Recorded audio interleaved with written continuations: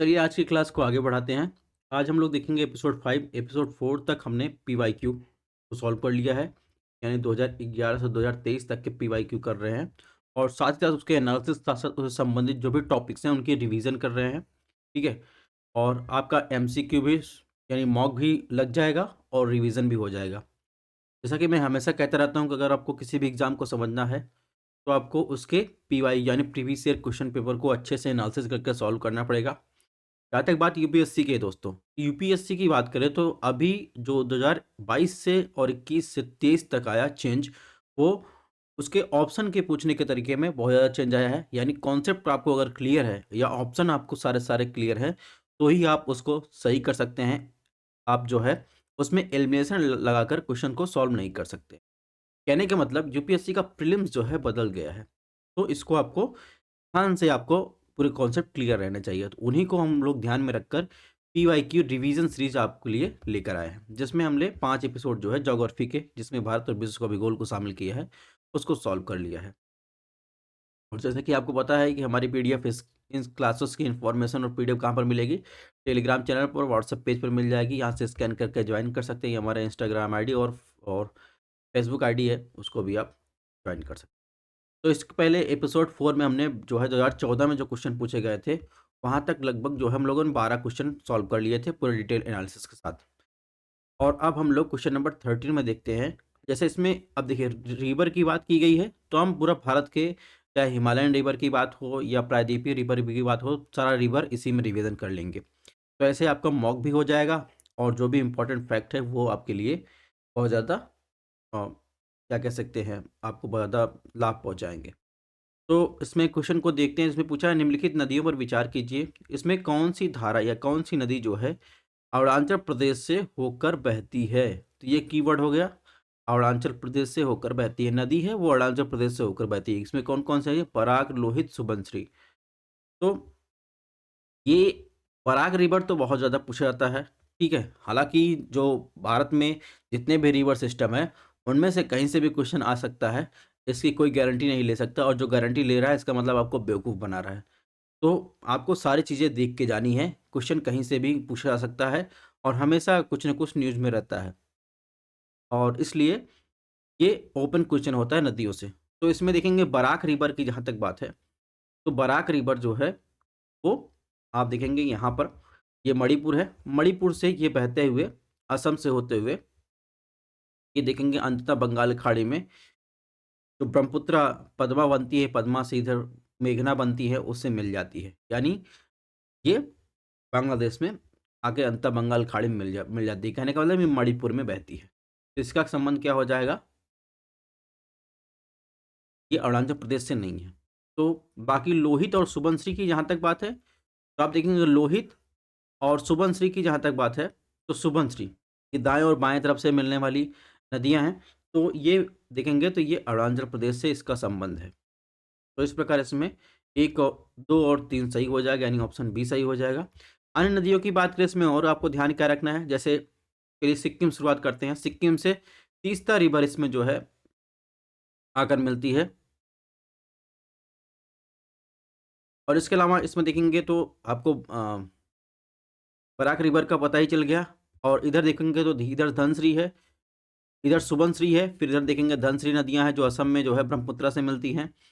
दिबांग, दिबांग, लोहित हो गया। तो कुछ इम्पोर्टेंट ये नदियाँ हो गई जो आपको ध्यान रखना है। इसमें और छोटी-छोटी बहुत सारी नदियाँ हैं, तो इतना आपको नदी कहाँ से ध्यान रख पाएँगे? तो ये जो नॉर्थ ईस्टर्न रिवर में, तो ये कुछ इम्पोर्टेंट रिवर है जिनको आपको ध्यान रखना है। अब जैसे गंगा और की बात करें, गंगा नदी की बात करें, तो इनके बारे में हम लोग देख लेते हैं। तो सबसे पहले गंगा रिवर सिस्टम को समझते हैं। तो गंगा रिवर सिस्टम को समझने से पहले सबसे पहले देख लेते हैं गंगा नदी कहाँ से बनती है, ठीक है? तो गंगा नदी कहाँ से बनती है उसको देख लेते हैं। तो पंचप्रयाग के बारे में क्वेश्चन आता है। 1 साल, 2 साल गैप करके आप पीसीएस के लीजिए, यूपीएससी की बात कर लीजिए, तो पंचप्रयाग से मिलान के संदर्भ में क्वेश्चन आ जाता है। तो पंचप्रयाग में एक मुख्य नदी होती है जिसे हम जानते हैं अलकनंदा के नाम से। अलकनंदा के नाम से, और अलकनंदा जो निकलती है संतोपन ग्लेशियर से निकलती है बद्रीनाथ से, ठीक है? यहाँ पर बद्रीनाथ धाम है, वहाँ से संतपन ग्लेशियर है, वहाँ से एक हमारी मुख्य नदी जो है इन पंचप्रयाग को बनाने में जो महत्वपूर्ण भूमिका निभाती है उसका नाम अलकनंदा है। अलकनंदा से ही सारी नदियाँ आकर मिलती हैं और पांचों प्रयाग बनते हैं। तो अलकनंदा से सबसे पहली नदी आकर मिलती है वो है धौलीगंगा।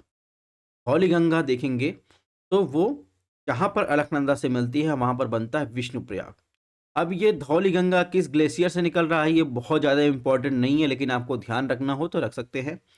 तो आप देखेंगे वसुंधरा ताल से निकलता है धौलीगंगा। इसके बाद अलकनंदा आगे बढ़ती है और थोड़ी दूर जाने के बाद ये यहाँ से नंदा गुंटी ग्लेशियर से निकलती है नंदाकिनी, और नंदाकिनी के मिल से बनती है नंदप्रयाग। तो N for Nandakini, N for Nandprayag, ठीक है। इसके बाद फिर अलकनंदा आगे बढ़ती है नंदाकिनी के मिलने के बाद, तो जो लास्ट रिवर आकर इससे मिलती है, ठीक है, यानी कह सकते हैं बाई तरफ से मिलने पिंडार ग्लेशियर से निकलती है पिंडार रिवर और बढ़ता है कर्णप्रयाग। फिर उसके बाद रुद्रप्रयाग की बारी आती है। रुद्रप्रयाग में एक इम्पॉर्टेंट रिवर है मंदाकिनी। मंदाकिनी पर आप देखेंगे केदारनाथ धाम स्थित है। केदारनाथ धाम से चोराबाड़ी ग्लेशियर से निकलती है मंदाकिनी और आके जो है अलकनंदा से मिलती है, तो यहाँ पर रुद्रप्रयाग बनता है। और गंगा नदी का उद्गम तब होता है जब आप देखेंगे गंगोत्री ग्लेशियर से भागीरथी नदी निकलती है और अलकनंदा से आकर मिल जाती है, तो यहीं से देवप्रयाग, और देवप्रयाग से ही इसका नाम क्या हो जाता है, गंगा रिवर के नाम से जाना जाता है। ठीक है, देवप्रयाग में अलक भागीरथी और अलकनंदा के संगम से गंगा नदी का उद्गम। अब हम लोग सफर तय करेंगे गंगा नदी के आगे का। तो यहाँ से भागीरथी और अलकनंदा का संगम हो जाता है, गंगा नदी आगे बढ़ती है। ठीक है, फिर इसकी गंगा की एक मुख्य सहायक नदी होती है, ठीक है, जो आप देखेंगे कह सकते हैं ये बाएं तरफ से आकर मिलती है यमुना। यमुना इसकी मुख्य सहायक नदी है जो प्रयागराज में आकर मिल जाती है। ठीक है, और यमुना यमुनोत्री ग्लेशियर से या बंदरपुर ग्लेशियर से निकलती है। तो ये चीज़ें हो गई यमुना और गंगा के बारे में। अब सबसे पहले यमुना की सहायक नदियों को देख लेते हैं, क्योंकि उसके बाद हम लोग गंगा के बारे में आते हैं। गंगा में काफ़ी सारी नदियाँ हैं, सबसे पहले यमुना की कुछ क्लियर कर लेते हैं कि यमुना से भी क्वेश्चन बहुत ज़्यादा पूछ जाते हैं। तो यमुना की एक मुख्य सहायक नदी है जो आप देखेंगे जाना पाव हिल्स विंध्यन रेंज से निकलती है, चंबल रिवर। ठीक है, चंबल की ही आप सहायक नदी देख लेंगे, क्या है, बनास। बनास जो है चंबल की सहायक है, ये आपको ध्यान रखना है। और जाना पाव हिल से क्या निकलती है, चंबल रिवर निकलती है। ठीक है, चंबल की सहायक नदी क्या है, सिप्रा। सिप्रा नदी के किनारे क्या है, उज्जैन स्थित है। ठीक है, इसके बाद चंबल की सहायक नदी काली सिंध है। पार्वती भी ये चंबल की सहायक नदी है। कूनो, कूनो भी आप देखेंगे तो कूनो भी ये चंबल की सहायक नदी है। तो ये चंबल के कुछ इम्पॉर्टेंट सहायक नदी हो गई, और चंबल जो है यमुना की सहायक नदी है। इसके बाद स्वतंत्र रूप से देखेंगे सिंध नदी जो है ये यमुना से जाकर मिलती है। और इसके अलावा बेतवा, बेतवा भी आपको एक इम्पॉर्टेंट रिवर है। बेतवा देखेंगे तो बेतवा जो है ये भी यमुना से जाकर मिलती है। धसान, धसान जो है बेतवा की सहायक नदी है। और एक मुख्य नदी और है जो यमुना की सहायक है, केन। केन रिवर भी देखेंगे तो यमुना से जाकर मिलती है। और ये सभी नदियां जो है यमुना में पहले ही मिल जाती है उत्तर प्रदेश में, और अंततः यमुना जाकर प्रयागराज में जो है गंगा से मिल जाती है। अब हम लोग गंगा की सहायक नदियों की बात करें तो गंगा की सहायक नदियों में जो सबसे ज़्यादा इम्पोर्टेंट रिवर है, दाईं तरफ से मिलने वाली की बात करें तो दाईं तरफ से देखेंगे तो ये अमरकंटक से देखेंगे तो अमरकंटक से सोन रिवर निकलती है। सोन जो है देखेंगे तो सोन जो है पटना में जाकर जो है लगभग ये अ, गंगा रिवर से मिलती है। और सोन की एक इम्पॉर्टेंट सहायक है रिहंद। रिहंद बहुत ज़्यादा क्वेश्चन पूछा जाता है। रिहंद रिवर जो है किसकी सहायक नदी है, सोन। और उसके अलावा देखेंगे एक इम्पॉर्टेंट नदी है कन्हार। कन्हार भी देखेंगे तो ये भी सोन नदी की सहायक है। कोयल, कोयल देखेंगे तो इधर झारखंड आ जाता है। झारखंड के बाद ये मिल जाती है बिहार और झारखंड के सीमा पर। कहाँ से मिलती है, किसके पास, ये सोन नदी से मिल जाती है। इसके अलावा अब हम लोग गंगा नदी को देखते हैं, ठीक है, बाएं तरफ से। तो सबसे पहले गढ़वाल हिल से निकलता है उत्तराखंड से रामगंगा। रामगंगा आके गंगा नदी मिलती है। और इसके बाद जो इम्पोर्टेंट नदी है रामगंगा के बाद क्रम आएगा तो गोमती रिवर देखेंगे तो गोमती रिवर ये जाकर गंगा से मिलती है। और इसके बाद जो इम्पोर्टेंट रिवर है जो उत्तराखंड में देखेंगे तो निकलती है काली, या जैसे शारदा भी कहते हैं, सरयू भी कहते हैं, ये निकलती है उत्तराखंड से। इसके बाद इससे घाघरा आकर मिलती है, और घाघरा के मिलने के बाद जो काली, शारदा या सरयू, उसका नाम जो है क्या हो जाता है, घाघरा रिवर। घाघरा से फिर अंततः देखेंगे राप्ती रिवर आकर मिलती है। घाघरा नदी आगे बढ़ती है और ये बिहार में पटना में जाकर मिल जाती है। इसके बाद गंडक, गंडक और बूढ़ी गंडक, ये भी आप देखेंगे तो ये गंगा की सहायक नदी है, ये भी पटना में सॉरी बिहार में जाकर मिलती है। कोशी, कोशी भी देखेंगे तो ये बहुत ज़्यादा फ्लड लाती है वर्षा के दौरान, तो बिहार का शोक कहा जाता है इसे। कोशी रिवर को जो है बिहार का शोक कहा जाता है, ये आपको ध्यान रखना है। ये आ जाकर जो है बिहार में मिलती है गंगा से। जो गंगा में से सबसे लास्ट नदी नहीं मिलती है भारत की, वो है महानंदा। महानंदा जो है गंगा से सबसे लास्ट नदी है, ठीक है, वो जाकर मिलती है, देखेंगे तो सिक्किम से, दार्जिलिंग से निकलकर आकर महानंदा मिलती गंगा। सबसे लास्ट नदी कौन सी, महानंदा। अब ये तो कोशी जो है वो बिहार का सुख हो गई। दामोदर को क्या कहते हैं, दामोदर को हम लोग बंगाल, पश्चिम बंगाल का सुख कहते हैं। दामोदर छोटा नागपुर के पठार से निकलती है और इसकी सहायक नदी बराकर है, ठीक है। अब ये गंगा जो है महानंदा के मिलने के बाद आगे बढ़ती है फरक्का बैराज। फरक्का बैराज जो पश्चिम बंगाल में स्थित है, यहाँ पर ये दो शाखाओं में डिवाइड हो जाती है। एक तो बे ऑफ बंगाल में जो है गंगा पद्मा के नाम से जानी जाती है, और दूसरा गंगा जो है हुगली के नाम से जानी जाती है, ठीक है। जो आप देखेंगे हुगली बंदरगाह के समीप आप देखेंगे पश्चिम बे ऑफ बंगाल में मिल जाती है। अब जब ये महानंदा मिलती है और यहाँ पर हुगली एक चली जाती है, तो इसके बाद जो ब्रह्मपुत्र आकर मिलती है, तो इसे जो है आप देखेंगे जमुना के नाम से जानते हैं, फिर पद्मा, मेघना के नाम से जानते हैं, फिर आप देखेंगे पद्मा के नाम से जानते हैं। ये क्रम आपको चलता रहता है। अब ये तो गंगा रिवर सिस्टम की बात हो गई, पंचप्रयाग की बात हो गई। अब हम भारत की अन्य नदियों को रिवीजन कर लेते हैं। तो सबसे मुख्य नदी बात करें तो सबसे मुख्य नदी इंडस रिवर है। इंडस रिवर को आप क्या ध्यान रखना है, इंडस रिवर जो है कैलाश रेंज के आप देखेंगे पोखराचू ग्लेशियर से निकलती है।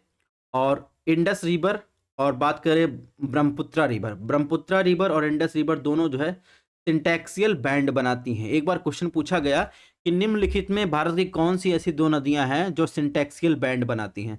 सिंटैक्सियल बैंड का मतलब होता है कि आप देखेंगे ये जैसे ये माउंटेन है, हिमालय माउंटेन है, ठीक है, नेपाल से होकर ये यहाँ पर ये सिंटैक्सियल बैंड के रूप में ये हिमालय इधर तरफ मुड़ जाता है, और ये सिंटैक्सियल बैंड से ही देखेंगे ब्रह्मपुत्र नदी जो है प्रवेश करती है। तो उसमें पूछा गया सिंटैक्सियल बैंड से प्रवाहित होने वाली दो नदियों का कौन सी हैं जो भारत में प्रवाहित होती हैं। यानी कि सिंटैक्सियल बैंड से जो है ये हिमालय भी यहाँ से जो है बैंड हो चुका है, बैंड हुआ है, और एक अरुणाचल प्रदेश से बैंड हुआ है। तो सिंधु नदी और कौन सी, ब्रह्मपुत्र नदी। तो ये दोनों नदी आपको ध्यान रखनी है। और सिंधु नदी की सहायक नदी कौन सी है, सिंधु नदी की सहायक नदी श्योक नदी है, ठीक है। उसके बाद सियाचिन ग्लेशियर से नुब्रा, नुब्रा श्योक की सहायक है। और सिंधु नदी की एक सहायक नदी है जांस्कर। जितना बता रहे हो उतना रिवर सिस्टम के बारे में काफ़ी है। बाकी आपको ज़्यादा घुस के नहीं याद रखना है कि श्योक नदी कहाँ से निकल रही है या जांस्कर कहाँ से निकल रही है, दाएं बाएं से बहुत कम क्वेश्चन पूछा जाता है। इसके बाद एक इम्पॉर्टेंट रिवर है झेलम। झेलम रिवर की बात करें तो झेलम देखेंगे तो स्प्रिंग वेरीनाग झील से निकलती है, ठीक है। और इसकी सहायक नदी है, ठीक है, विष्णु सागर से किशन गंगा। किशन गंगा जो है ये झेलम की सहायक नदी है। इसके बाद देखेंगे तो चंद्र और आप देखेंगे चंद्र और भागा, दो नदियों के मिलने से चंद्रभागा, और फिर अंततः ये चेनाब के नाम से जाना जाता है, चेनाब रिवर निकलती है। और इसके बाद देखेंगे रोहतांग पास के पास रावी रिवर निकलती है, और ब्यास कुंड से देखेंगे ब्यास रिवर निकलती है। सतलज देखेंगे सतलज राकस्ताल मानसरोवर लेक के पास से निकलती है, और ये बहते हुए आप देखेंगे तो हिमाचल प्रदेश पंजाब से बहते हुए यहाँ पर पांजाड़ के पास जो है चेनाब और इसका सतलज का संगम होता है। तो ये आपको इसमें ध्यान रखना है, बाकी ज़्यादा इसमें आपको डिटेल में घुसना नहीं है। इन सिंधु और पंच, ये इन सिंधु नदियों में देखेंगे, पंच नदियों में आप देखेंगे सिंधु और सतलज दो ऐसी नदियां हैं जो देखेंगे तिब्बत के पठार से या कैलाश रेंज से निकलती हैं, ठीक है। और इसमें जैसे दोआब के बारे में क्वेश्चन पूछा जाए तो ब्यास और सतलज के बीच जो स्थित है उसे क्या कहते हैं, बीच दोआब कहते हैं। दोआब का मतलब दो नदियों के बीच का क्षेत्र, दो आप, ठीक है, उसे क्या कहते हैं, दोआब कहते हैं। और वहीं ब्यास और रावी नदियों के बीच बारी दोआब कहते हैं। रावी और चेनाब के बीच रचना दोआब कहते हैं। चेनाब और झेलम के बीच छाछ दोआब। और सिंधु और चेनाब के बीच स्थित तो सिंधु सागर दोआब के नाम से जाना जाता है। और आपको पता है ये सब नदियाँ मिलने के बाद अंत में अरेबियन सी में गिर जाती है। तो जो एग्ज़ाम के लिए इम्पोर्टेंट है उसको ध्यान रखना चाहिए। अब कभी-कभार पूछ लिया जाता है कि नदियों का नाम दे दिया जाता है, उसमें पूछा जाता है कौन-सा जो है पूर्व की तरफ बहने वाली नदियाँ हैं। इससे भी क्वेश्चन पूछा जाता है। तो ये दोस्तों हमको भी ध्यान रखना है कि पूर्व की तरफ, पश्चिम की तरफ कौन-सी बहने वाली नदियाँ हैं। इसको हम लोग पहले ओवरऑल देख लेंगे, उसके बाद हम नदियों को जो है एक-एक करके जो है समझेंगे। तो सबसे पहले देखेंगे, चाहे वो बात करें वेस्टर्न घाट से ओरिजिनेट होने वाली नदियाँ हों या ईस्टर्न घाट से ओरिजिनेट होने वाली नदियाँ हों या रांची के पठार से निकलने वाली नदियाँ हों, जो पूर्व की तरफ बहती हैं, उन नदियों के बाद बात करेंगे। तो सबसे बड़ी नदी की बात सबसे पहले हम देखेंगे, उत्तर से दक्षिण की तरफ हम लोग आएँगे। तो सबसे पहले आप देखेंगे झारखंड से निकलती है, जो आप देखेंगे ईस्टर्न घाट से निकलती है, वो है सुवर्णरेखा। फिर आप देखेंगे पर ये जो है सुवर्णरेखा रांची के पठार से निकलती है और बैतरणी ब्राह्मणी ये देखेंगे ईस्टर्न घाट से निकलती है। इसके बाद देखेंगे ईस्टर्न घाट से देखेंगे महानदी और ऋषिकुल्या। ऋषिकुल्या आपको ध्यान रखना है, ऋषिकुल्या उड़ीसा में बहती है। और देखेंगे वंशधारा, वंशधारा आप देखेंगे उड़ीसा से बहती हुई ये आंध्र प्रदेश में होकर अंततः जो है बे ऑफ बंगाल में मिल जाती है। इसके बाद कुछ बड़ी नदियों में देखेंगे तो पश्चिमी घाट से गोदावरी, फिर कृष्णा। इसके बाद देखेंगे तो ईस्टर्न घाट से देखेंगे तो पेन्नेरू, पलार और पुण्यार रिवर जो है ये पूर्व की तरफ बहती हैं। और इनकी लोकेशन आपको ध्यान रखना हो तो आंध्र प्रदेश में पुन्नार, और आप देखेंगे पलार की बात करें तो इसकी सीमा देखेंगे तो महाराष्ट्र, थोड़ा देखेंगे तमिलनाडु की तरफ बहती है। पुनियार भी देखेंगे तो महाराष्ट्र और ये तमिलनाडु के साइड बहती हुई वे ऑफ बंगाल में गिर जाती है। इसके बाद जो मुख्य नदी है कावेरी, और वैगई बात करेंगे, वैगई आपको जो है तमिलनाडु और केरल की सीमा पर मिल जाएगी, ये भी जो है ईस्ट की तरफ बहती है। अब आपसे पूछा जाए वेस्ट की तरफ बहने वाली यानी पश्चिम की तरफ बहने वाली प्रायद्वीपीय नदियों की बात की जाए तो इसको भी आपको ध्यान रखना है। सबसे पहले आपको दिमाग में एक चीज़ बैठा लेना है कि अगर पूछा जाए भारत में कितनी नदियां हैं जो भ्रंश घाटी से होकर बहती हैं, तो भ्रंश घाटी से होकर बहने वाली नदियां एक तो नर्मदा, दूसरा तापी, ठीक है। और इसके अलावा आपको ध्यान रखना है भ्रंश घाटी से दामोदर रिवर भी जो है भ्रंश घाटी से होकर बहती है। तो ये चीज़ें आपको कुछ फैक्चुअल इन्फॉर्मेशन आपको ध्यान रखना है। अब पश्चिम की तरफ बहने वाली नदियों की बात करें तो माही एक ऐसी रिवर है जो कर्क रेखा को 2 बार काटती है। इसके अलावा देखेंगे तो पश्चिम की तरफ सबसे बहने वाली नदियों की बात करें तो इसमें आप नर्मदा आ जाएगा जो विंध्य सतपुड़ा रेंज से बहता है। इसके अलावा तापी रिवर आ जाएगा, ठीक है। और जहाँ तक नर्मदा रिवर की बात है तो ये विंध्यन और सतपुड़ा का मीटिंग पॉइंट है, वहाँ से जो है नर्मदा रिवर निकलती है। और यहीं से आप देखेंगे सोन रिवर जो इस गंगा के सहायक है, यहीं से निकलती है अमरकंटक हिल से। और इसके अलावा देखेंगे तो महाराष्ट्र का पैतरना, मांडवी जुआरी देखेंगे गोवा में आपको मिल जाएगा, तो ये भी पश्चिम की तरफ बहती है। इसके अलावा कालिंदी, कालिंदी आप देखेंगे तो ये आपको कर्नाटका मिलेगा, शरावती भी आपको कर्नाटका मिल जाएगा। और इसके अलावा केरला में जो पश्चिम की तरफ बहती हैं जिन्हें पुन्याई भरतपुझा कहते हैं, पेरियार, पंबा या पाम्बियार, ये तीनों नदियाँ आपको ध्यान रखना ये केरला से निकलती हैं। और वेस्टर्न घाट से निकल कर आप देखेंगे तो ये अरब सागर में जाकर मिल जाती हैं। ध्यान रखिएगा जो ईस्ट की तरफ नदियाँ बहती हैं वो डेल्टा बनाती हैं और वेस्ट की तरफ बहने वाली नदियाँ एस्चुरी बनाती हैं। डेल्टा मतलब वो सीधे जाके तो जो अपना डिपोजिशन रहता है वो सीधे ओशन में डिपॉजिट कर देती हैं। वही वेस्टर्न घाट जो है पूरा एक स्कार्प लैंड है, सीधे खड़ी हुई चट्टान है, तो डायरेक्ट न जाकर मिलकर थोड़ी दूर जाकर मिलती हैं, ठीक है। अब इन नदियों को हम लोग थोड़ा डिटेल में पढ़ेंगे। अगर आपको क्लासेस बोरिंग लग रही हो तो आप 1.2 पे करके देख सकते हैं, लेकिन इसमें जो छोटी छोटी चीज़ें हैं वो मुझे बताना बहुत ज़रूरी है, क्योंकि उन्हीं छोटी छोटी चीज़ों से क्वेश्चन पूछे जाते हैं। और इसके अलावा ये रिवीजन सीरीज भी है, इसलिए और ज़्यादा इंपॉर्टेंट हो जाता है। तो जैसे महानदी के बारे में क्वेश्चन पूछा जाता है तो कल को ये ना हो क्वेश्चन आ जाए कि डिटेल में ना पढ़े हों और आप गलत करके चले आए, तो इसलिए पेशेंस के साथ क्लास देखिए। तो महानदी की बात करें तो महानदी जो निकलती है वो दंडकारण्य रेंज में बस्तर रीजन से निकलती है। इसके सहायक नदियों का नाम आपको ध्यान रखना है, दाएं बाएं से छोड़िए, सिर्फ नाम याद रखिए। शिवनाथ, हसदो, मांड, ईब, जोंक, ओंग, टेल, ये जो है आप देखेंगे ये महानदी की सहायक नदी है। और इस पर ही आप देखेंगे तो हीराकुंड जो है रिजर्वायर, हीराकुंड जो है बांध स्थिति पर स्थित है महानदी पर। और इसके अलावा देखेंगे महानदी जो है इधर बैतरणी के साथ मिलकर जो है लार्जेस्ट डेल्टा जो है बनाती है। ठीक है, ये भी आपको ध्यान रखना है। नेक्स्ट रिवर की बात करें तो नेक्स्ट रिवर आती है इंपॉर्टेंट गोदावरी। गोदावरी में जो है आप देखेंगे ब्रह्मगिरी माउंटेन रेंज से त्र्यंबकेश्वर नासिक से निकलती है वेस्टर्न घाट से। इसकी सहायक नदियों के बारे में आपको ध्यान रखना है। इसमें आप देखेंगे परवरा, इधर देखेंगे दुधना, पूर्णा, ठीक है। और इसके बाद देखेंगे बालाघाट ट्रेन से आप देखेंगे मंझरा रिवर निकलती है और मानेर भी गोदावरी की सहायक है। अब इसमें यहाँ पर आपको ध्यान रखना है, सबसे पहले आप ध्यान रखिए मुद्रा रेंज से देखेंगे वैनगंगा निकलती है और इधर से मुल्ताई रेंज से आप देखेंगे वर्धा निकलती है। इन दोनों मिलने के बाद आप देखेंगे नदियाँ आगे बढ़ती हैं। फिर अजंता रेंज से देखेंगे पेनगंगा रिवर निकलती है और इन तीनों के मिलने से देखेंगे इसे प्राणहिता नाम से जाता है। प्राणहिता नाम से ये जाकर गोदावरी में मिल जाती हैं। अदंडकारण से आप देखेंगे उड़ीसा से जो है इंद्रावती रिवर निकलती है और सबरी रिवर भी देखेंगे तो उड़ीसा निकलकर जो है ये गोदावरी से मिल जाती है। अंततः गोदावरी बे ऑफ बंगाल में जाकर मिल जाती है। इसके बाद इधर आ जाएंगे तो कृष्णा रिवर देखेंगे महाबलेश्वर से निकलती है, महाराष्ट्र से वेस्टर्न घाट से। इसकी जो सहायक नदियां हैं मूशी, ये बहुत ज़्यादा पूछा जाता है, मेन्नेरू, कृष्णा, भीमा, कोयना और इधर आ जाएंगे घाट प्रभा, माल प्रभा और देखेंगे तुंग और भद्रा के मिलने से देखेंगे तुंगभद्रा रिवर बनती है और तुंगभद्रा के सहायक है वेदवती। ये सब कर्नाटक में मिलकर अंततः देखेंगे तेलंगाना और आंध्र प्रदेश की सीमा पर यह कृष्णा नदी से जाकर मिल जाती है।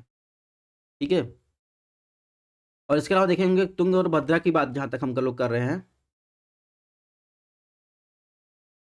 तो एक तुंग और भद्रा, यहाँ पर देखेंगे चंद्र और भागा। ठीक है, तो आप कंफ्यूज मत होइएगा। इसके बाद हम लोग कावेरी रिवर की बात करते हैं। कावेरी रिवर की बात करते हैं, ये ताला कावेरी, ब्रह्मगिरी और हिल से निकलती है कर्नाटका से। इसकी सहायक नदियां हेमवती, सिमसा बहुत ज़्यादा पूछा जाता है, और काबनी, ये भी कावेरी की सहायक है, भावनी, अमरावती। तो ये सब जो है कावेरी की सहायक नदियां, अंततः कावेरी रिवर जो है बे ऑफ बंगाल में जाकर मिल जाती है। अब हम लोगों ने पूरा, चाहे वो हिमालयन रिवर सिस्टम हो या ईस्टर्न घाट रिवर सिस्टम हो, सब कुछ रिवीजन कर लिया है। अब हम लोग आगे क्वेश्चन को देखते हैं। अब इसी के साथ जैसे इसमें क्या पूछा है, हिल्स के बारे में पूछा है। ये 2014 में क्वेश्चन पूछा गया था यूपीएससी के प्रीलिम्स में। अब हिल्स के बारे में पूछा तो हम लोग पूरा हिल्स रिवीजन कर लेंगे इसी के साथ। तो आपका माउंटेन हो जाएगा रिवीजन, हिल्स हो जाएगा रिवीजन, डैम रिवीजन हो जाएगा। ठीक है, क्योंकि क्वेश्चन जो ट्रेडिशनल चीज़ें हैं इसी से बनते हैं। जैसे इसमें ऑप्शन 1 में दिया है कार्डमम हिल्स या इलायची पहाड़ियाँ, दूसरा देखेंगे कैमूर पहाड़ियाँ, तीसरा महादेव पहाड़ियाँ, चौथा मिकिर की पहाड़ियाँ। तो इसमें जो मिलान किया गया है आपको सही जोड़ा आपको मिलाना है। तो कार्डमम हिल की बात की, कार्डमम हिल इसमें क्या मिला है, कोरोमंडल कोस्ट। ठीक है, कैमूर हिल्स कहाँ है, कोंकण कोस्ट मिला है। महादेव हिल्स मध्य भारत, मिकिर देखेंगे तो उत्तर पूर्वी भारत। सबसे पहले हम आपको कोरोमंडल कोस्ट दिखा देते हैं। कोरोमंडल कोस्ट कहाँ है, कोरोमंडल कोस्ट देखेंगे तो ये तमिलनाडु, ये आंध्र प्रदेश है, इसके आसपास के क्षेत्र को कोरोमंडल कोस्ट कहते हैं। अब इसमें कोरोमंडल कोस्ट में कार्डमम हिल मिलाया गया है, जबकि देखेंगे कार्डमम हिल की लोकेशन आप देखेंगे तो यहाँ पर देखिए केरला में देखिए ये कार्डमम हिल्स मिल पाएगा। अगर यहाँ पर देखेंगे तो मालाबार कोस्ट दिया होगा था तो थोड़ा बहुत सोच सकते थे, लेकिन ये केरला में इसका संबंध है कार्डमम हिल्स का, इसलिए देखेंगे तो इसमें ऑप्शन 1 जो है गलत हो जाएगा। ठीक है, कैमूर हिल्स की जहाँ तक बात है, कैमूर हिल्स कहाँ है तो विंध्यन और सतपुड़ा, विंध्यन का ही आप देखेंगे एक्सटेंडेड रीजन है कैमूर हिल्स। इस तरह आप देखेंगे अगर यहाँ पर मध्य भारत दिया होगा तो हम मान लेते हैं। कोंकण रीजन की जहाँ तक बात है तो कोंकण रीजन ये एरिया है, वेस्टर्न घाट का ये रीजन कोंकण रीजन है, इसमें ऑप्शन 2 भी गलत हो जाएगा। महादेव हिल्स मध्य भारत, ये सही है। मिकिर हिल्स देखेंगे तो मिकिर, अभोर, ये सब कहाँ है, ये आपको अरुणाचल प्रदेश मिल जाएगा, तो उत्तर पूर्वी भारत में स्थित है, ये सही है। यानी 2, 3 और 4 सही है, यानी ऑप्शन सी सही है। अब हम आपको पूरा माउंटेन रिवीजन करवा लेते हैं, जो आपको इसमें लोकेशन नहीं भी समझ में आ रहा होगा वो भी समझ में आ जाएगा। देखिए क्वेश्चन कैसे पूछे जा रहे हैं और आपको कैसे माउंटेन हिल्स या रिवर सिस्टम आपको ध्यान रखने हैं। सबसे पहले मध्य भारत की बात करें तो मध्य भारत की बात करते हैं तो आपको सबसे पहले ध्यान रखना है कि विंध्यन रेंज का ही एक्सटेंडेड रीजन है बार्नेर हिल्स और कैमूर हिल्स। ठीक है, और इसके अलावा देखेंगे तो ये जो आप देख रहे हैं, जहाँ तक सतपुड़ा रेंज की बात करें, सतपुड़ा रेंज देखेंगे तो एकदम लगातार नहीं है, ये कुछ टूटा फूटा है। जिसमें आप देखेंगे तो सतपुड़ा रेंज में देखेंगे तो इधर देखेंगे राजपीपला हिल्स आ जाएगा, और गढ़वाल हिल्स, और तीसरा देखेंगे तो महादेव हिल्स, और इसके अलावा देखेंगे 14 मैकाल हिल्स। तो ये सतपुड़ा का ही आप देखेंगे क्या है, फैलाव है। और आप देखेंगे महादेव हिल्स की सबसे हाईएस्ट पीक की बात करें, या सतपुड़ा रेंज की सबसे हाईएस्ट पीक की बात करें, तो वो है धूपगढ़। धूपगढ़ जो है सतपुड़ा रेंज की हाईएस्ट पीक है। और इसके अलावा देखेंगे ये जो 5 नंबर है, 5 नंबर क्या है, सतमाला हिल्स, और इसके बाद अजंता हिल्स, फिर निर्मला हिल्स, ठीक है, सॉरी निर्माल हिल्स। अब इनका कभी कभी होता है नॉर्थ से साउथ, साउथ से नॉर्थ क्रम पूछा जाता है, तो इन हिल्स को आप वीडियो पॉज करके अच्छे से साउथ से नॉर्थ, नॉर्थ से साउथ क्रम आपको देख लेना है, ठीक है। यहाँ पर क्रम दिखा गया है, ये चीज़ें आपको देख लेनी है। अब इसके बाद देखेंगे तो ये है हजारीबाग रेंज, और इधर है राजमहल हिल्स, सोनापार हिल्स। तो इनको आपको लोकेशन आपको ध्यान रखना है। आप नॉर्थ ईस्टर्न रीजन में आ जाते हैं, इसमें देखेंगे तो दार्जिलिंग हिल्स, और इसके अलावा देखेंगे तो डफला, मीरी और अभोर, मिसमी, ये सब कहाँ है, ये आपको अरुणाचल प्रदेश मिल जाएगा। अरुणाचल प्रदेश में ही आप देखेंगे तो पटकाई बूम मिल जाएगा, नागा हिल्स नागालैंड मिलेगा, और इसके अलावा पैरल हिल्स और लामोटा हिल्स, मणिपुर हिल्स या मणिपुर में मिल जाएगा, ठीक है। मिजो हिल्स मिजोरम मिलेगा, जयंतिया, खासी, गारो ये आपको मेघालय में मिल जाएगा, ठीक है। रेगमा और मिकिर ये आपको कहाँ मिलेगा, ये आपको मिल जाएगा असम में। इसके अलावा कुछ और हिल्स और रेंज की बात कर लेते हैं जिससे क्वेश्चन पूछे जाते हैं। अब जैसे वेस्टर्न घाट की बात करें, वेस्टर्न घाट में अभी हमने बताया, इसके बाद हरिश्चंद्र रेंज, बालाघाट रेंज, अभी हम लोग इसके पासेस की भी बात करेंगे, अभी हम लोग रेंज देख लेते हैं। तो हरिश्चंद्र रेंज, बालाघाट रेंज, इसके बाद आप देखेंगे कर्नाटक में बाबा बुदान हिल्स मिल जाएगा। फिर आप देखेंगे नीलगिरी हिल्स, नीलगिरी हिल्स जो है वेस्टर्न घाट और ईस्टर्न घाट का मीटिंग पॉइंट है, ये आपको ध्यान रखना है। और अन्नामलाई हिल्स की बात करें, अन्नामलाई हिल्स जो है ये वेस्टर्न घाट की हाईएस्ट पीक है। पलानी हिल्स हो जाएगा, ठीक है। और इसके अलावा कार्डमम हिल्स की बात हम लोग कर ही चुके हैं, ठीक है। ईस्टर्न घाट में, ईस्टर्न घाट की हाईएस्ट पीक की बात करें, या हाईएस्ट पीक की बात करें तो वो क्या है, वो जिंदागढ़ पीक है, ठीक है, या जिसे क्या कहते हैं, अरमा कोना हिल्स पीक भी कहते हैं। इसके अलावा अगर क्रम पूछा जाए तो आप देखेंगे यूपीएससी प्रीलिम्स में क्वेश्चन पूछा गया है कि गरजाट हिल्स जो है ईस्टर्न घाट का भाग है, वेस्टर्न घाट का भाग है, तो ये आपको ध्यान रखना है, गरजाट हिल ईस्टर्न घाट का भाग है। नायगढ़ हिल्स भी आपको ईस्टर्न घाट मिल जाएगा। अब ये क्रम ध्यान रखना है, नल्ला मलाई हिल्स का, इरमई, वेलिकोंडा, पालकोंडा, सेचलम, सेचलम आप देखेंगे तो ये कहाँ लोकेशन है, ठीक है।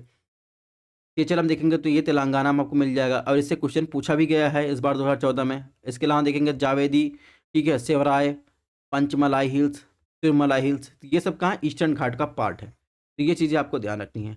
अब कुछ इंपॉर्टेंट पासेस को देख लेते हैं जिससे क्वेश्चन पूछे गए हैं। जैसे इसमें महाराष्ट्र की बात करें तो आपको थाल घाट, थाल घाट गैप की बात करें तो ये नासिक को जो है किससे जोड़ता है, मुंबई को। भोर घाट की बात करें तो पुणे को जो है मुंबई से जोड़ता है। और इसके बाद थाल घाट, भोर घाट के बाद आता है पाल घाट। पाल घाट देखेंगे तो ये कोयम्बटूर तमिलनाडु और पलक्कड़ केरल को जोड़ता है। फिर सेनकोट्टा गैप आता है, सेनकोट्टा गैप देखेंगे तो तमिलनाडु के मदुरई और केरल के त्रिवेंद्रपुरम को जोड़ता है। और आपको ध्यान रखना है, क्वेश्चन इससे भी पूछा जा सकता है कौन किसको जोड़ता है। दूसरा ये पूछा जा सकता है कि नॉर्थ से साउथ क्रम, थाल घाट, भोर घाट, पाल घाट का जो है नॉर्थ से साउथ, साउथ से नॉर्थ क्रम भी पूछा जा सकता है, तो इसको आपको ध्यान रखना है। नेक्स्ट क्वेश्चन की बात करते हैं। नेक्स्ट क्वेश्चन में क्या पूछा गया, तो इसमें पूछा गया है कि भारत की खाद्य और पोषण सुरक्षा के संदर्भ में विभिन्न फसलों की बीज प्रतिस्थापन दर यानी सीड रिप्लेसमेंट रेट बढ़ाने से भविष्य के खाद्य उत्पादन लक्ष्यों को प्राप्त करने में मदद मिलती है, लेकिन इसके व्यापक अधिकतर कार्यान्वयन में बाधाएं क्या हैं। ऑप्शन 1, कोई राष्ट्रीय बीज नीति नहीं है, यानी कोई नेशनल सीड्स पॉलिसी नहीं है अभी तक भारत में, इसमें ऑप्शन के अकॉर्डिंग, ठीक है। ऑप्शन 2, सब्जियों की गुणवत्तापूर्ण बीजों और बागवानी फसलों की रोपण सामग्री की आपूर्ति में निजी क्षेत्र की बीज कंपनी की कोई भागीदारी नहीं है, तो यहाँ पर अंडरलाइन कर लीजिएगा। दूसरा, लो वैल्यू और अधिक मात्रा वाली फसलों के मामले में गुणवत्ता वाले बीजों के संबंध में मांग और आपूर्ति में अंतर है। तो आपको बताना है बीज प्रतिस्थापन दर बढ़ाने के लिए जो है क्या क्या व्यापक असर और बाधाएं आ रही हैं। सबसे पहले ऑप्शन की बात करें, सबसे पहले आपको बीज प्रतिस्थापन दर के बारे में आपको समझना पड़ेगा। यानी क्या है, ये एक माप है जिसमें कृषि बचत बीजों की तुलना में प्रमाणित बीजों के साथ कुल फसली क्षेत्रों का कितना हिस्सा बोया गया है, उसे क्या कहते हैं, बीज प्रतिस्थापन दर। यानी बीज प्रतिस्थापन दर प्रमाणित गुणवत्ता वाले बीजों के बेहतर उपयोग को दर्शाता है, जिसके परिणामस्वरूप बेहतर उत्पादकता हो सकती है। ठीक है। और 2002 का हमारे पास एक नेशनल सीड्स पॉलिसी भी है, इसलिए ऑप्शन ए गलत हो जाएगा। अगर यही क्वेश्चन 2023 में पूछा होता तो इसमें पूछा केवल एक कथन सही है, केवल 2 कथन सही है, केवल 3 कथन सही है, या इनमें से कोई नहीं सही है, लेकिन ये पूछा है 2014 में, तो इसको आप एलिमिनेशन से कर सकते हैं।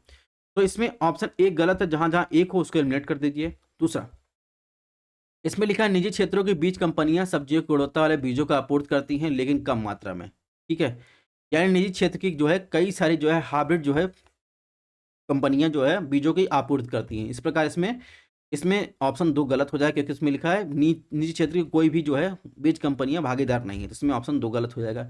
यानी 2 जहां उसको एलिमिनेट कर दीजिए। अब बचा ऑप्शन 3। ऑप्शन 3 इसमें सही है। अब इसमें लिखा है कि उच्च मांग और आपूर्ति के अंतर के कारण किसान अपने संरक्षित बीजों का उपयोग करना पसंद करते हैं। इसमें देखेंगे तो ऑप्शन 3 सही है। ठीक है, तो इस प्रकार से जो है आपको ध्यान से क्वेश्चन पढ़ना है, क्योंकि जो आजकल क्वेश्चन पूछे जा रहे हैं, तो आप जितना जो है एकाग्र रहेंगे और दिमाग को जितना अपने खोपड़ी को शांत किए रहेंगे, उतना आप आंसर सही कर ले जाएंगे। ठीक है, क्योंकि जितना आप घबराएंगे उतना ही आंसर गलत होगा। नेक्स्ट क्वेश्चन की बात करें, क्वेश्चन में पूछा है टर्की किसके किसके बीच स्थित है। ये लोकेशन बेस्ड जो है मैप इन न्यूज से क्वेश्चन है, जिसकी सीरीज हम चलाते हैं करंट अफेयर में, मैप इन न्यूज प्रोग्राम। तो ये पूछा गया है टर्की किसके किसके बीच स्थित है। काला सागर कैस्पियन सी, काला सागर भूमध्य सागर, स्वेज खाड़ी, भूमध्य सागर, अकाबा की खाड़ी, मृत सागर। अब इसमें वर्ल्ड मैप से क्वेश्चन है। अब हम आपको वर्ल्ड मैप भी इसी में रिवीजन करवा देंगे, लेकिन वर्ल्ड मैप में क्या रिवीजन करवाएंगे, जो चीज़ें इंपॉर्टेंट है। पूरा वर्ल्ड मैप नहीं रटना है ना, वर्ल्ड मैप से इतने क्वेश्चन आते हैं, लोकेशन बेस्ड क्वेश्चन आते हैं। तो जो न्यूज़ में रहते हैं, जो एरिया हमेशा न्यूज़ में रहता है, उससे क्वेश्चन पूछे जाते हैं। तो टर्की किसके किसके बीच स्थित है। ठीक है, अब चलिए टर्की की लोकेशन आपको दिखाते हैं। तो ये देखिए क्या है, टर्की। ठीक है, टर्की एशिया में भी है और थोड़ा सा यूरोप में भी है। तो टर्की देखेंगे ब्लैक सी और इधर आ जाएंगे मेडिटेरियन सी, उन दोनों के बीच क्या है, ये टर्की स्थित है। काला सागर और भूमध्य सागर के बीच क्या है, टर्की स्थित है। और वहीं काला सागर, कैस्पियन सी, स्वेज खाड़ी, भूमध्य सागर, सॉरी अकाबा की खाड़ी और डेथ सागर की बात करें, इनको भी हम देखेंगे, क्योंकि हम रिवीजन कर रहे हैं, तो ऑप्शन को डिटेल में एनालिसिस कर रहे हैं। आपको पता चलेगा ये टर्की जो है वो मेडिटेरियन, भूमध्य सागर और ब्लैक सी के बीच स्थित है। अब सबसे पहले आपको यहाँ इस पे क्या ध्यान रखना है कि भूमध्य सागर से कौन कौन से अ, देश लगे हुए हैं। तो Morocco, Algeria, Tunisia, Libya, Egypt. ठीक है, इजिप्ट के बाद आ जाएंगे तो इधर आ जाएगा लेबनान और इजराइल। ठीक है, यहाँ की लोकेशन को हम आपको मैप में दिखाएंगे, फिर आपको वहाँ पर क्लियर होगा। ठीक है, अभी इतना आपको ध्यान रखना है।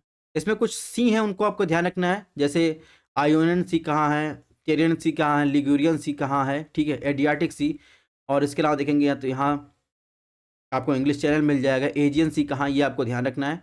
बाकी रही स्टेट की बात, उसको हम लोग आगे रिवीजन करेंगे, आपको आगे विस्तार में मैप मिलेगा, तो वहाँ पे आपको ज़्यादा समझ में आएगा। अभी आपको टर्की की लोकेशन पता चल गई। अब ब्लैक सी की बात करें, तो ब्लैक सी हमेशा से न्यूज में है। ठीक है, यूक्रेन वॉर के कारण। ठीक है, तो यूक्रेन वॉर के कारण ब्लैक सी न्यूज में है। सबसे पहले आपको ध्यान रखना है, क्रीमिया पेनिनसुला की बात करें तो ये पहले यूक्रेन का भाग था, अब ये रशिया का पार्ट हो गया है। तो क्रीमिया पेनिनसुला आपको ध्यान रखना है। सी ऑफ अजोब भी ध्यान रखना है, अजोब सी। अजोब सी की जहाँ तक बात है, तो अजोब सी, ये है अजोब सी, ये है ब्लैक सी। तो ये क्या है, बास्पोरस स्टेट। ब्लैक सी और अजोब सी के बीच कौन सा स्टेट स्थित है, बास्पोरस स्टेट। ठीक है, और इसके अलावा ब्लैक सी से लगे हुए राज्य की बात करें, जैसे हमने बताया कि तो टर्की की राजधानी क्या है, अंकारा। टर्की लगा हुआ है, रशिया लगा हुआ है, इधर आ जाएंगे यूक्रेन। ठीक है, और इधर आ जाएंगे रोमानिया, फिर बुल्गारिया। ठीक है, ग्रीस नहीं लगा हुआ है, इसको आपको ध्यान रखना है, ग्रीस इससे नहीं लगा हुआ है। और ये क्या है, sea of Marmara. Sea of Marmara और ब्लैक सी के बीच देखेंगे एक स्टेट स्थित है, उसे क्या कहते हैं, बास्फोरस स्टेट कहते हैं। और एजियन सी और देखेंगे तो सी ऑफ मरमरा को जोड़ने वाला एक स्टेट है, क्या कहते हैं, डार्डनलस स्टेट कहते हैं। तो इन स्टेट के नाम आपको पता रहने चाहिए। ठीक है, ये हो गया। कैस्पियन सी, कैस्पियन सी इंपॉर्टेंट हो जाता है, कैस्पियन सी क्योंकि रशिया से लगा हुआ है और ये पूरा रीजन मैप में इंपॉर्टेंट होता है। तो कैस्पियन सी से लगे हुआ है, तो वोल्गा रिवर देखेंगे कैस्पियन सी में ही आके मिलती है। तो कैस्पियन सी तो है दुनिया की सबसे बड़ी लेक है। ठीक है, और रशिया लगा हुआ है कैस्पियन सी। इसके बाद देखेंगे अजरबैजान। अजरबैजान की बात करें तो जॉर्जिया नहीं लगा हुआ है कैस्पियन सी से, ये आपको ध्यान रखना है। हालांकि जॉर्जिया की राजधानी क्या है, तिब्लिस, ये आपको ध्यान रखना है। जो इंपॉर्टेंट वो हम आपको पता चलेंगे। अजरबैजान की बात करें तो अजरबैजान, अजरबैजान लगा हुआ, अजरबैजान की राजधानी Baku. Azerbaijan Armenia disputed area में, डिस्प्यूट जो है बहुत ज़्यादा डिस्प्यूटेड एरिया रहता है, तो इसके एक एरिया इंपॉर्टेंट है, उसको हम आप लोग आगे बता देंगे। ठीक है, सबसे पहले आपको इसमें ध्यान रखना है अजरबैजान जो है ब्लैक सी से लगा होता है। फिर इसके बाद ईरान, ईरान लगा हुआ है। ईरान की राजधानी क्या है? ठीक है, और इसके अलावा देखेंगे तो तुर्कमेनिस्तान, तुर्कमेनिस्तान ये लगा हुआ है कैस्पियन सी से, इसकी राजधानी अशगाबाद। फिर आप देखेंगे कजाकिस्तान, कजाकिस्तान लगा हुआ है, ये किससे? कैस्पियन सी से लगा हुआ। उज्बेकिस्तान नहीं लगा हुआ है। अभी जो चीज़ें ध्यान रखनी है वो आपको ध्यान रखनी है। तो ये तो बात हो गई किसकी? ब्लैक सी और कैस्पियन सी की। 2 मिनट का टाइम।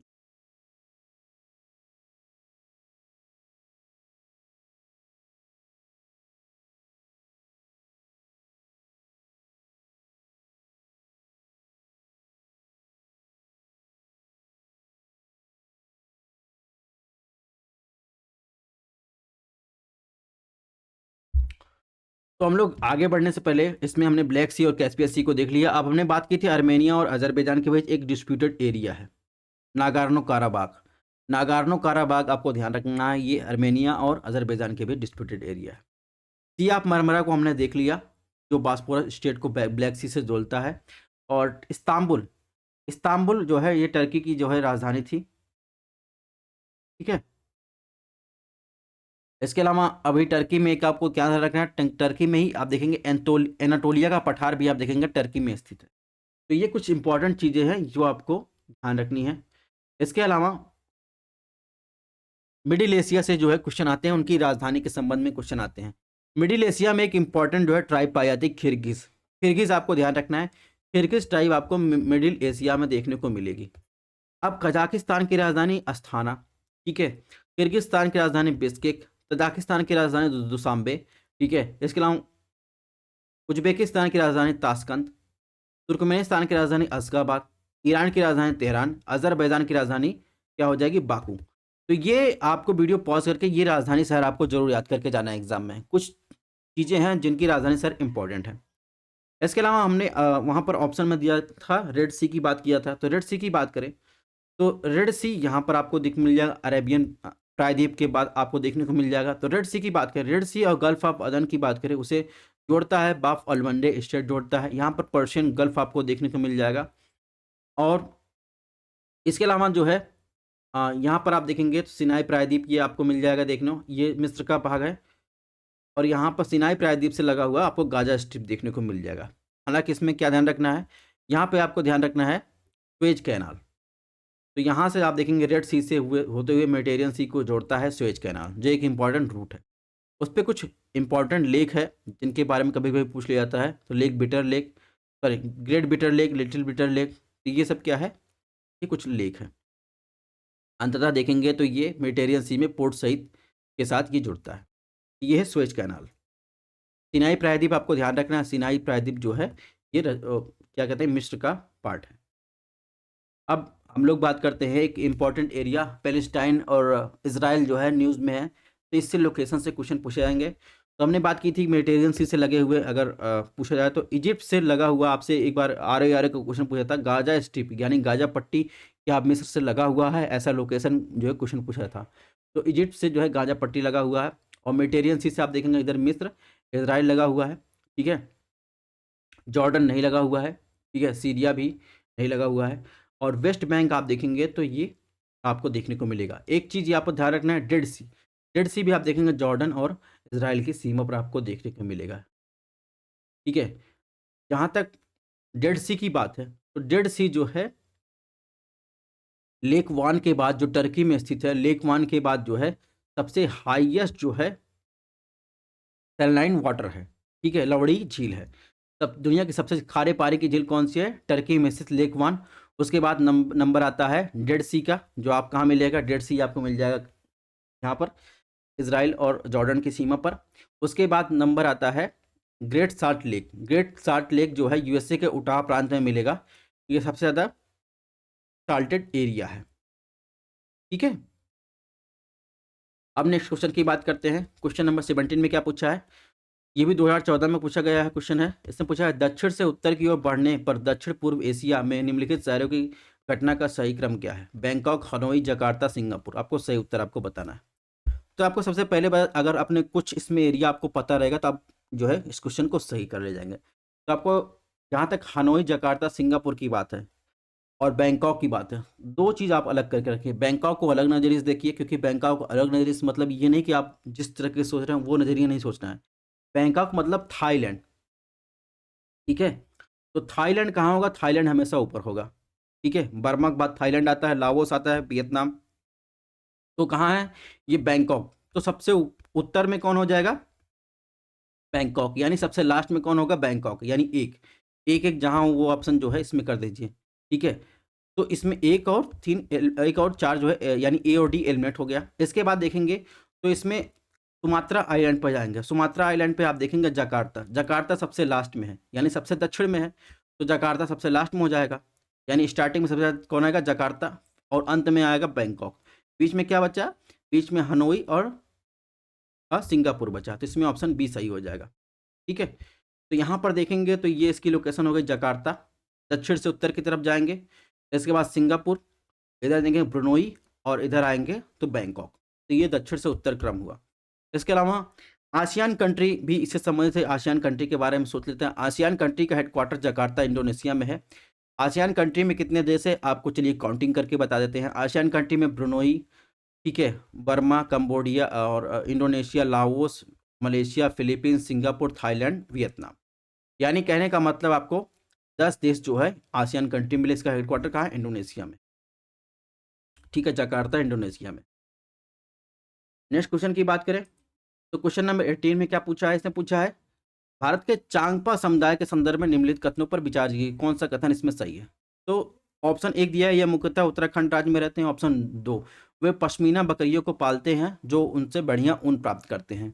ऑप्शन तीन, इन्हें अनुसूचित जनजाति की श्रेणी में रखा गया। तो ये क्वेश्चन 2014 में पूछा गया, तो किसी न किसी वजह से न्यूज में रहा होगा, इसलिए क्वेश्चन आया है।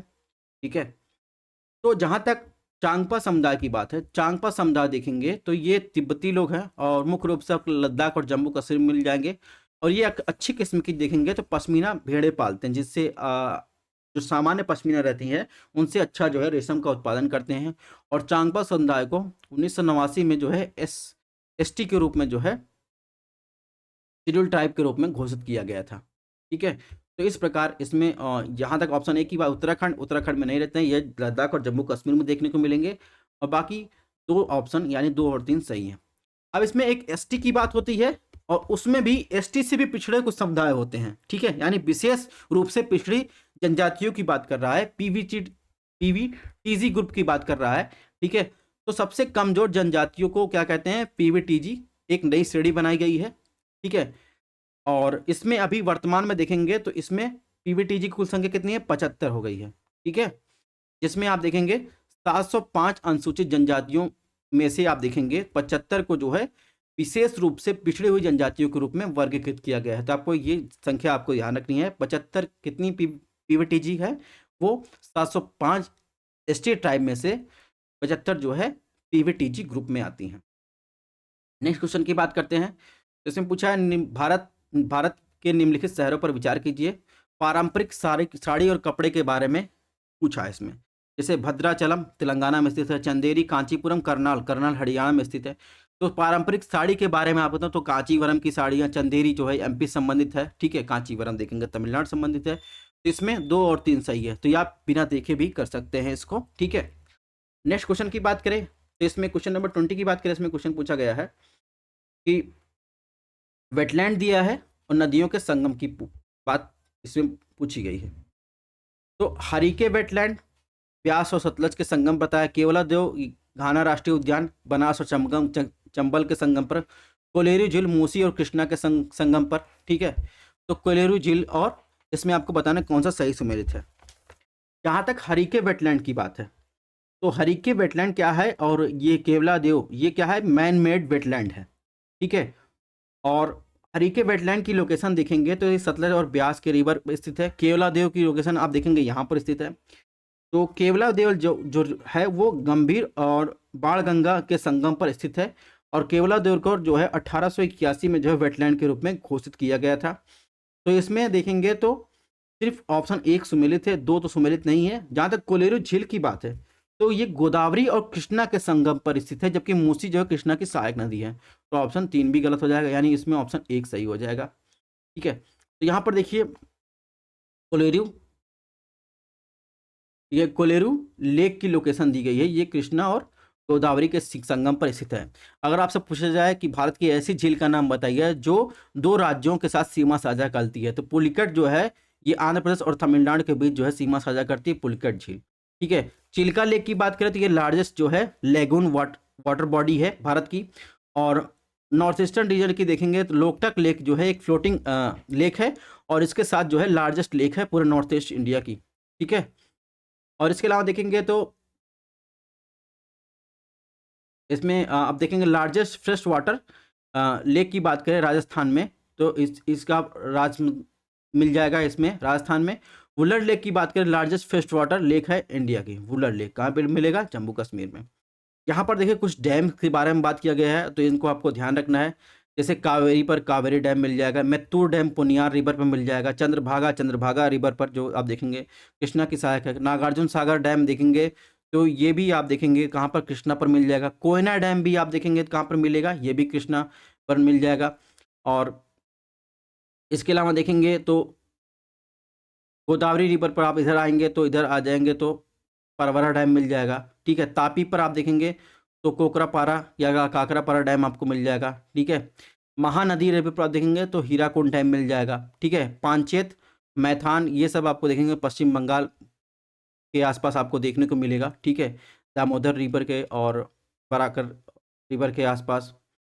ठीक है, तो इन सब के बारे में आपको दिया गया है, इसको आपको देख लेना है। और यहाँ पर चंबल रिवर की बात की, गोविंद सागर हो गया, राणा प्रताप हो गया, कोंटा बैराज हो गया, तो ये सब आपको यहाँ पर देख। भाखड़ा नांगल की बात करें तो इसमें हम देख ले हैं तो यहाँ पर देखिए भाखड़ा डैम लिखा है। भाखड़ा डैम एक वेटलैंड भी है। तो भाखड़ा जो है ये सतलज रिवर पर स्थित है।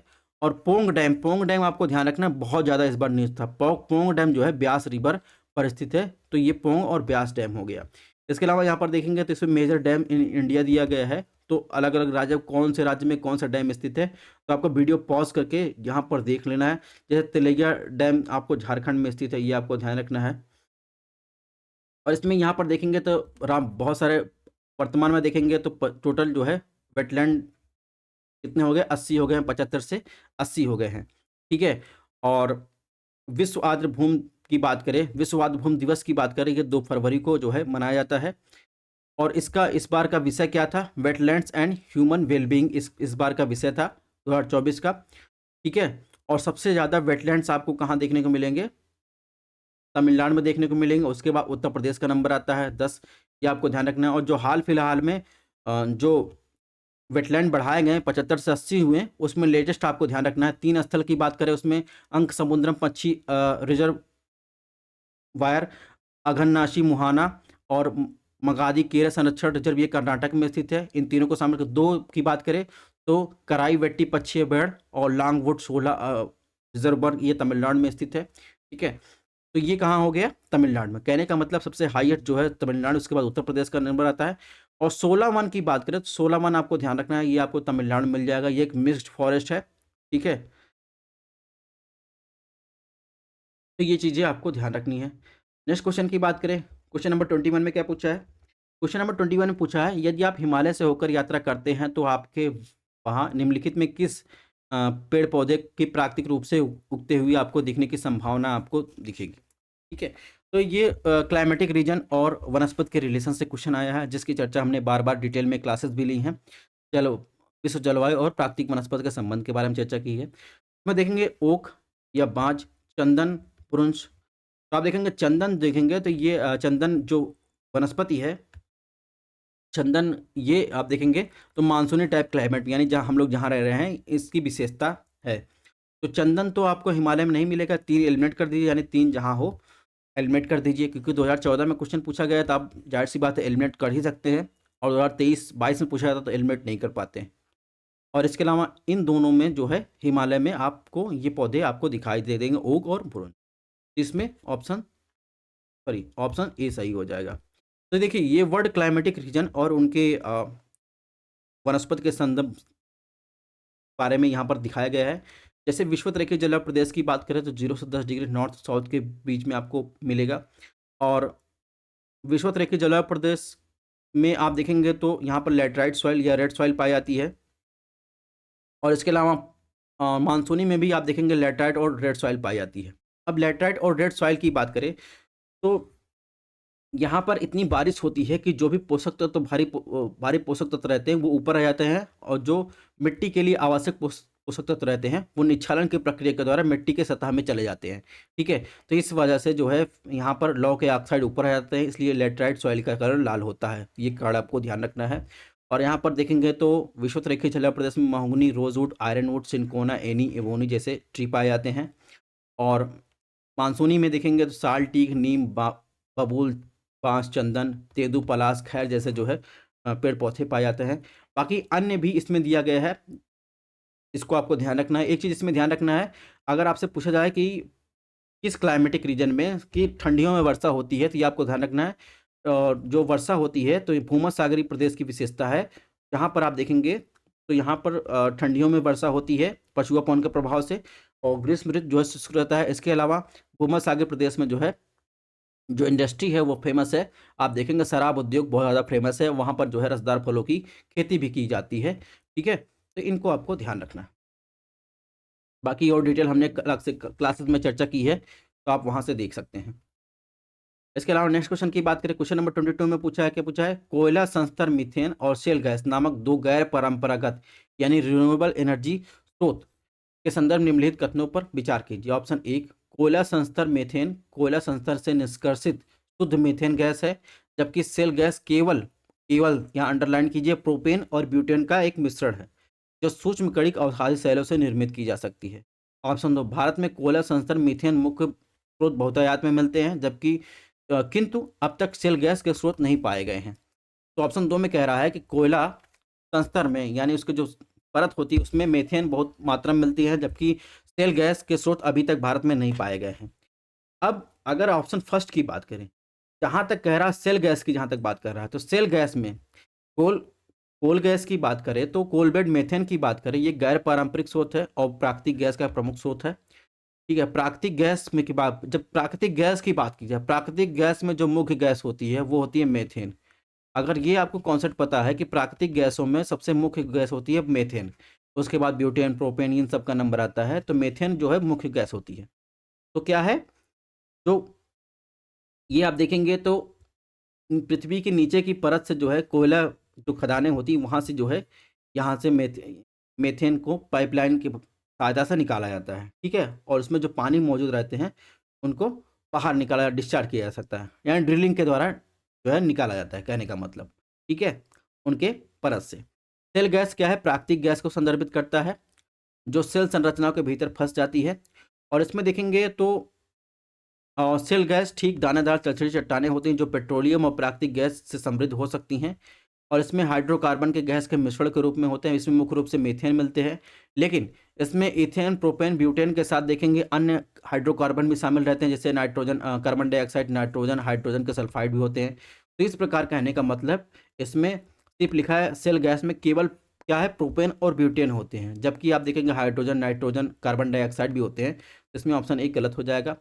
जबकि इसमें जो मुख्य की बात करें, इसमें जो ऑप्शन दो दिया है, तो सेल गैस की खोज भी भारत में हुई है, 6 घाटियों में पहचान की गई है, कैम्बे और असम, अराकान, गोंडवाना, कृष्णा, गोदावरी, कावेरी और भारत गंगा बेसिन में भी सेल गैस निकालने के लिए जो है वहाँ पर खोज की गई है। तो इसमें ऑप्शन दो में क्या कहा गया है, अब तक की सेल गैस के कोई स्रोत पाए नहीं गए, तो ये ऑप्शन दो भी गलत हो जाएगा, नहीं ऑप्शन डी इसमें सही है। ठीक है, नेक्स्ट क्वेश्चन की बात करें। नेक्स्ट क्वेश्चन देखिए, क्वेश्चन पूछा है और ये क्वेश्चन बहुत ज़्यादा न्यूज में था, तो इसको आपको ध्यान रखना है। क्वेश्चन नंबर 23 में पूछ रहा है, निम्नलिखित देशों पर विचार कीजिए कौन से आर्कटिक काउंसिल के सदस्य हैं, Denmark, Japan, Russian federation, UK, USA. तो जहाँ तक आर्कटिक काउंसिल की बात है, आर्कटिक काउंसिल का मुख्यालय कहाँ है, ट्रोम्स और नॉर्वे में। भारत क्या है, पर्यवेक्षक देश है। आर्कटिक जो काउंसिल है वो ओटावा घोषणा पत्र के माध्यम से 8 आर्कटिक देशों द्वारा स्थापित है, जिसमें यूएसए, रूस, Canada, Denmark, Finland, Iceland, Norway, Sweden आएगा। तो इसमें देखेंगे तो किसका नाम नहीं आया, जापान का नाम नहीं आया, यूके का नाम नहीं आया। तो 2 और 4 जहाँ हो उसको एलिमिनेट कर दीजिए। जो इसमें हो गया 4, इसमें इसको एलिमिनेट कर दीजिए, और इसमें देखिए इसमें भी 2 और 4 इसको एलिमिनेट कर, बचा कौन सा, बचा इसमें 1, 3, 5।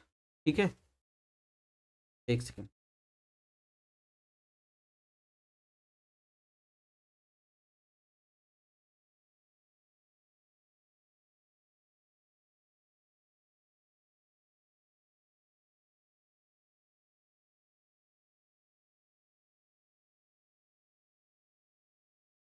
तो इस प्रकार इसमें ऑप्शन क्या सही हो जाएगा, डी सही हो जाएगा। नेक्स्ट क्वेश्चन की बात करते हैं। क्वेश्चन नंबर 24 में क्या पूछा है, इसने पूछा है कुछ क्षेत्र जो न्यूज में है उनके बारे में दिया गया है, उनके देश दिया गया है। चेचन्या, रशियन फेडरेशन, दारफुर, माली, स्वात घाटी, इराक। ये भी 2014 में क्वेश्चन पूछा गया है। तो मैप इन न्यूज से, यह वर्ल्ड मैप से ऐसे ही क्वेश्चन आते हैं जो प्लेसेस न्यूज में रहते हैं, प्लेस इन न्यूज प्रोग्राम से। जहाँ तक चेचन्या की बात है, तो चेचन्या देखेंगे तो ये रशिया फेडरेशन के अंतर्गत आता है, कैस्पियन सी से लगा हुआ है। दारफुर, दारफुर देखेंगे तो सूडान में जो है एरिया है दारफुर। और इसके अलावा देखेंगे स्वात, स्वात वैली देखेंगे तो पाकिस्तान में आपको देखने को मिल जाएगा। और स्वात वैली कई बार न्यूज में रहा है, जैसे वहाँ पर तालिबान कंट्रोल ले लिया था, इस वजह से न्यूज में था उस टाइम। तो इस वजह से ये क्वेश्चन पूछे गए थे। तो इसमें केवल देखेंगे, इसमें ऑप्शन 1 केवल सही है। ठीक है, अब मैप इन लोकेशन में आपको ये पता चल गया कि अगर हमको करंट अफेयर पढ़ना है, लोकेशन का ध्यान रखना है ज्योग्राफी की दृष्टि से, तो हमको क्या ध्यान रखना है। ये बातें आपको समझ में आई होंगी। ठीक है, कोई भी क्वेश्चन आप सॉल्व करेंगे जो प्रीवियस ईयर में पूछे गए हैं, तो आप कोई भी चैप्टर पढ़ रहे हैं, करंट अफेयर पढ़ रहे हैं, तो आपको ध्यान रहेगा कौन से क्वेश्चन या किस तरीके से हमको पढ़ना है। अब कुछ नेशनल पार्क न्यूज में थे, उनको हम फटाफट देख लेते हैं, उनकी लोकेशन देखेंगे बस।